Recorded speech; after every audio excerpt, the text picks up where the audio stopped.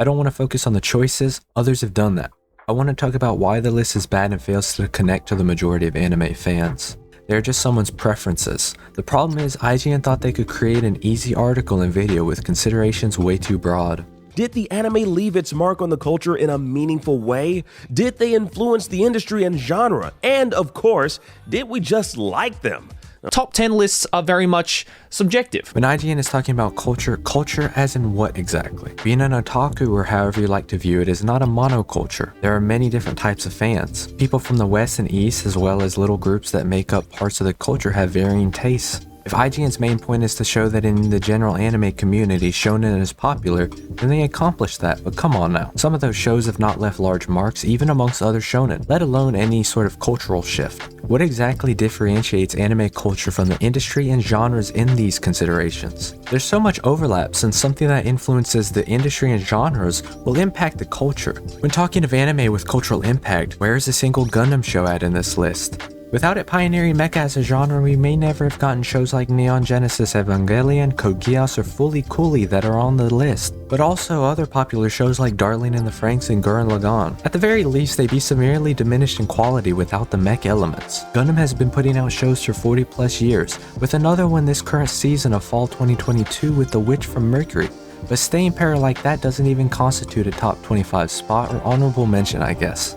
Then we have not a single isekai on the list, not even a whisper of Sword Art Online, Overlord, Konosuba, Devil is a part-timer, and less those slime isekai in there as well. Every season the industry decides to adapt more and more of the genre since people eat it up even when it's hot trash, myself included.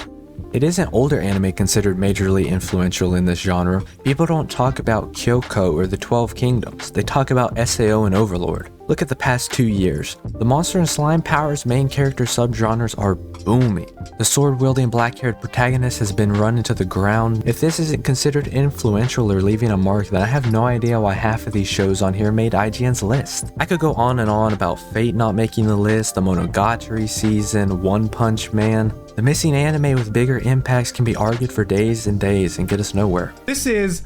I got into anime in the early 2000s. As anime has become accepted in the Western mainstream, the amount of new fans have grown much larger. Those of the old guard talk about how tight-knit the community felt and their connection to the show since it was harder to find them.